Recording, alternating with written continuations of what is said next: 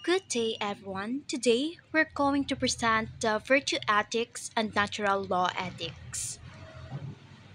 I'm Katrina Cassandra Almacunat, together with Ms. Andrea Osakdin, Mr. Euclid Licaros, Ms. Malin Mandia, Syra Rica Fuente, Jamaica Carishosa, Daphne Viramonte Agudo, Sarah May Morales, and Ms. Vanessa Postrado.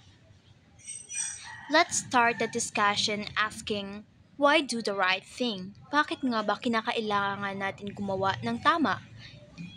Is it for yourself, para ba sa sarili nating kapakanan?